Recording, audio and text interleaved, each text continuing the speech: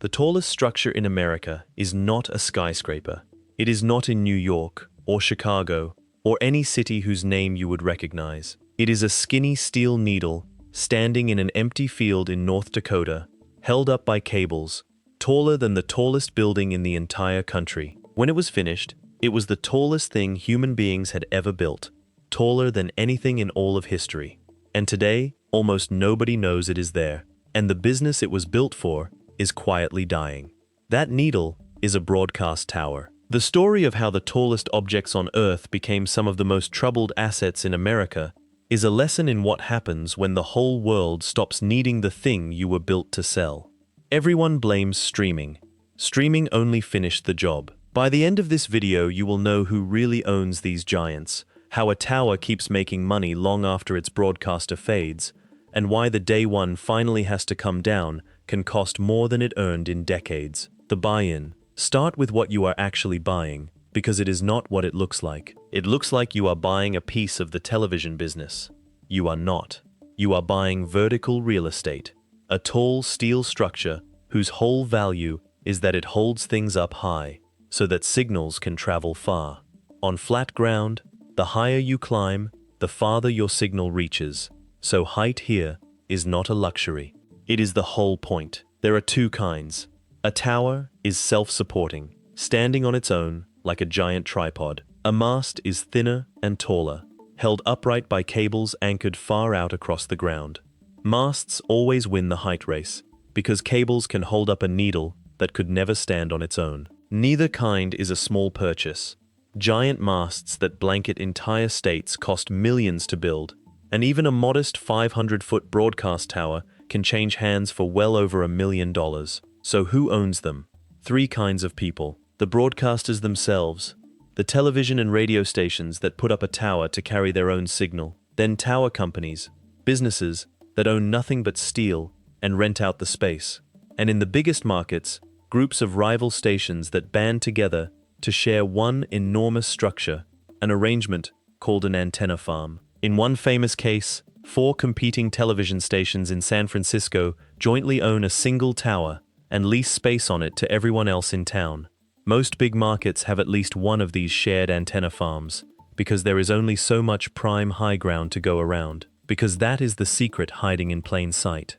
The tower was never really about the broadcast. It is a landlord, and the sky above the city is its rentable floor space. Everything above street level is inventory waiting for a tenant. What you inherit: buy one of these giants, and here is what comes with it. You inherit the government. Twice over. Aviation regulators control the lights and the paint, because a 2,000-foot needle in the flight path of airplanes is a serious matter. A second agency controls the license, the signal, and endless compliance. You do not just own steel. You own a permanent relationship with 2 federal agencies. Break either one's rules, and the fines, or a dark signal, can cost you more than the tower earns.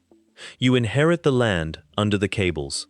A guide mast does not sit on a small footprint. Its support cables reach far out in every direction, and the anchors for a single tall mast can spread across more than 160 acres of ground you have to control. You inherit danger. Working on these structures is some of the most hazardous labor in the country.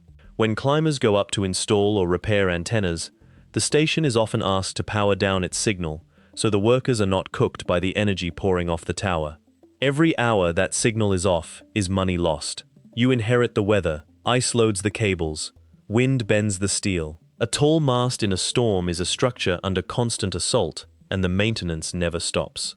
Skimp on any of it, and a tall mast turns into a genuine public hazard, and you inherit a fading anchor tenant. That broadcaster the tower was built for is very likely watching its own business shrink year after year. You have bought a landlord whose oldest, biggest tenant is slowly going broke. The revenue layers under a sign. So how does the steel actually earn? Layer by layer. And the layers are stacked from the top down. Layer 1 is the anchor broadcast. That original television or radio station the tower was built to serve. Once, this was the whole business. Today it is the weakest layer, because advertising money has drained out of broadcasting for years. Layer 2 is where the real money now hides, leasing the space on the way up.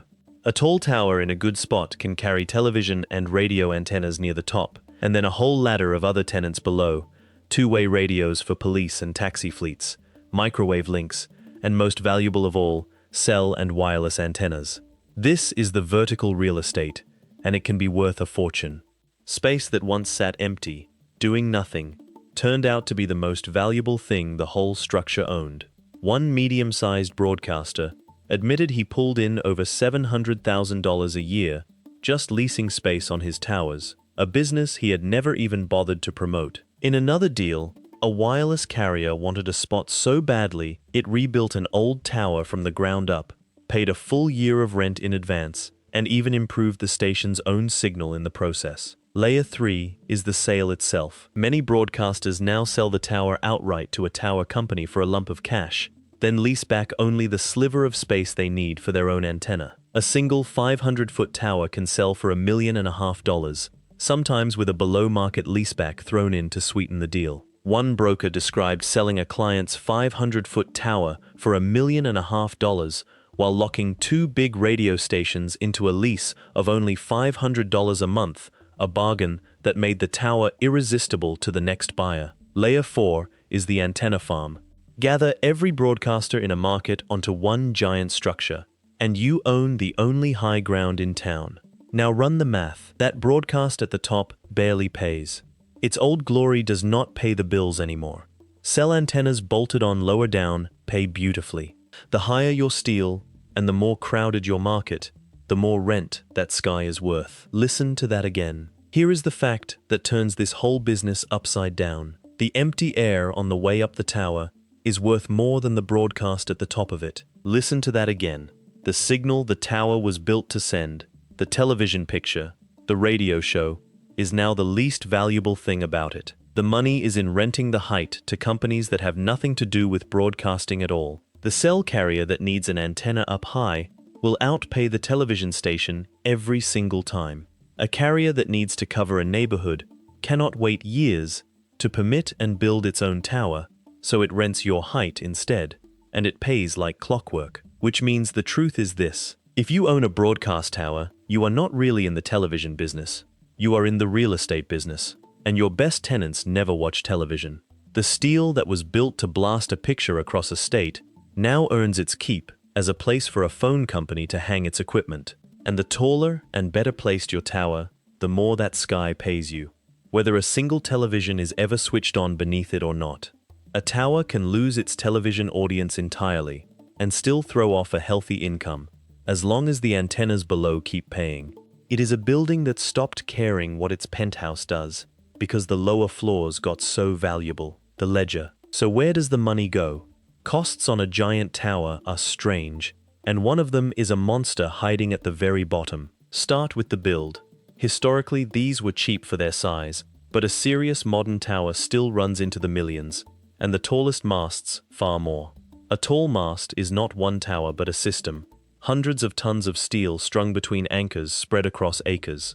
Every one of those cables is a single point of failure, and every one has to be watched. Then the paint and the lights, repainted and relit on a schedule the aviation authority sets, not you, on a structure thousands of feet tall. Then the cables. A guide mast lives and dies by its guy wires, and they must be tensioned, inspected, and replaced across acres of ground. Then insurance, on one of the most dangerous structures a person can own, in a business where climbers risk their lives on every ascent. Tower climbing is regularly ranked among the most dangerous jobs in the country, and the premiums reflect it. Then the property itself, the taxes and upkeep on all that anchored land. And then, the monster at the bottom of the ledger, taking it down.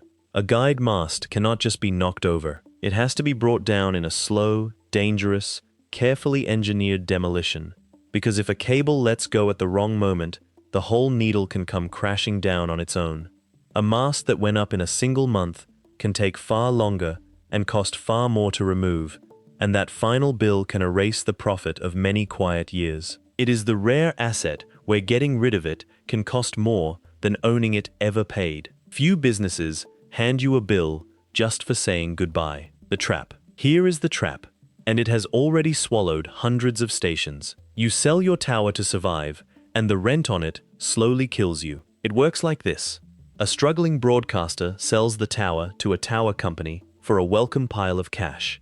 That tower company then raises the lease rates, packs on new tenants, and sells the whole thing again at a rich multiple. Meanwhile, the broadcaster is now a tenant on the tower it used to own, paying rent that keeps climbing. One veteran of the business put it bluntly, that surrendering a license is often a real estate decision, driven by tower rent, not a sign the station had no value at all. For a marginal station in a shrinking business, that rent can become the single biggest cost it has. And so owners reach a grim conclusion. They hand back their broadcast license, not because the station is worthless, but because the real estate under it costs more than the station can ever earn. The tower outlives the broadcaster, on purpose. You saved the station by selling the tower, and then the tower quietly finished the station off. There is a second jaw to this trap. Your whole tower was justified by one giant anchor tenant, the broadcaster. As broadcasting fades, that anchor weakens, and you lean harder and harder on the cell and wireless tenants below. But those tenants have choices. They can build their own structures, or move to a rival. Own a broadcast tower, and you can end up as a landlord whose flagship tenant is dying, and whose best tenants can leave whenever they please. The man who built the first one. To understand why these giants exist at all, go back to a flat, empty field in North Dakota in 1963.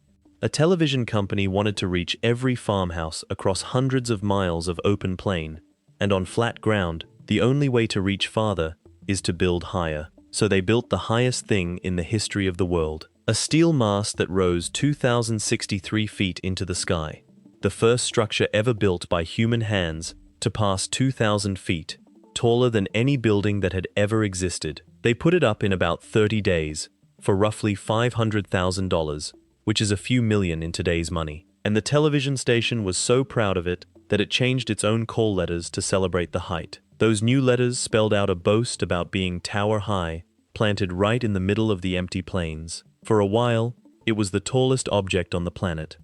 It was so tall that the Aviation Authority later set a national height limit based on it, meaning no one in the country is legally allowed to build anything taller. A rival mast overseas briefly stole the record a decade later, then collapsed during maintenance, handing the crown right back to the needle in the field. For nearly half a century, the tallest thing on Earth was a television antenna standing in a cow pasture. From that needle, a single station could throw its picture across 30,000 square miles of prairie. Height was reach, and reach was the entire business. One station, from one tall enough mast, could own an audience spread across an area the size of a small country. And here is the quiet, brutal ending. In 2019, as television moved to new digital channels, the crews went up and removed the antenna from the very top.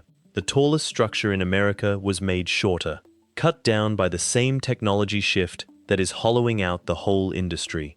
The giant did not fall. It was trimmed by the future. The biggest failure, now the failure, and it is enormous. It is the story of the largest owner of radio stations in America. The company began as a single station in San Antonio, Texas, and grew into a colossus called Clear Channel, the most powerful and most feared name in radio, with hundreds and hundreds of stations blanketing the country from their towers. One family had built it up from a single Texas station over decades, only to sell at the very top of the market. In 2008, private equity firms bought the whole empire in a leveraged buyout worth around $24 billion, borrowing enormous sums against the company itself and loading it with a mountain of debt. For a while, it looked like brilliant timing. Within a year, a financial crisis hit, and the debt that had seemed clever became a noose. Then the ground shifted under them. Advertising money began pouring out of radio and into the internet, into search, into social media, into streaming services that let people skip the ads entirely. The company, now rebranded with a friendlier name, lost money year after year for a full decade. To stay alive, it sold off assets, including a deal that handed hundreds of its own radio towers to a tower company for around $370 million, taking the cash and leasing the space back. It was the exact trap, run at national scale. Sell the towers to survive and keep paying rent on them. It was not enough. In 2018, the largest radio broadcaster in America, with about 850 stations and 17,000 employees, filed for bankruptcy, buried under more than $20 billion of debt. 265 million people still listened to its stations every month, and it still could not carry the weight. The towers were fine. The steel still stood. It was the business broadcasting from them that collapsed. Its towers were sold off, still standing, to companies that wanted nothing but the rent. Steel outlived the empire that raised it. How the survivors do it. So who actually wins owning these giants? The survivors have all learned the same lesson. Stop thinking like a broadcaster and start thinking like a landlord. First, they treat the tower as real estate, and they fill it. Every empty foot of steel is a vacancy to be leased. An owner who chases tenants, the police radios, the microwave links, and above all the wireless carriers, turns a fading broadcast tower into a busy apartment building in the sky. Every new antenna hung on the steel is another rent check that costs the owner almost nothing to collect. Second, they own the high ground in a crowded market. An antenna farm in a major city, where zoning makes new towers almost impossible to build, becomes a small monopoly. Everyone who needs to be up high has to come to you. Scarcity does the pricing for you, because in a built-up city, a new tower can be nearly impossible to permit. Third, they know when to sell. Cashing out to a tower company at a rich multiple and leasing back only what you need can be the smartest move on the board, as long as you read the leaseback terms with a lawyer and an engineer and do not sign yourself into the trap. Fourth, they follow the demand, and the demand is wireless, not broadcast. That tenant of the future is a data-hungry phone network, not a television channel. Chasing that demand is how a dying broadcast asset quietly turns into a growth business. Its steel did not change. Its tenant list did. The survivors understand that the picture on the screen was never the real product. The height was. Does this actually work? So does owning a broadcast tower actually work? It depends entirely on whether you own a landlord or a relic. Picture the good version. You own a tall, well-placed tower or an antenna farm in a busy market. That broadcaster at the top is just one tenant among many. Below it hangs a stack of wireless and radio tenants, each paying rent that rises every year on a piece of high ground that no one is allowed to build next to. Rent that only ratchets upward on a scarce asset is about as close to a bond as real estate ever gets. The original signal barely matters. You are running a small, quiet real estate monopoly in the sky, and the checks arrive whether anyone is watching television or not. Now the bad version. You own a giant mast built for a single broadcaster in a thinning market. Its anchor tenant is fading. The extra tenants are few. The insurance is brutal. And waiting at the end is a demolition bill that could swallow years of profit. Or you are the largest broadcaster in the country, sitting on a mountain of debt, selling your own towers to survive and then drowning anyway. Two owners, the same steel and sky, and only one of them read what the tower had actually become. Same steel, same sky. The difference is whether the tenants who never watch television decided to show up. The close. So you thought you were buying a broadcast tower, a piece of the television business. You were not. You were buying vertical real estate, and the tenant that actually pays the rent has nothing to do with television at all. The tallest things human beings have ever built were monuments to broadcasting, raised to fling a picture across an entire state. And broadcasting is fading. So the giants survive the only way they can, by renting out their height to whoever needs to be up high next, one antenna at a time. What began as a race to fling a picture the farthest has quietly become a race to rent the sky. Same needle, same height, a completely different business than the one it was born into. The needle in the field still stands, a little shorter than it was, in a country that mostly forgot why it was built. Its signal barely matters now. Its height still does. A broadcast tower does not really sell television anymore. It sells altitude, by the foot, to whoever the future needs up there. And the day nobody needs the height, the tallest thing you own becomes the most expensive thing you will ever have to take down.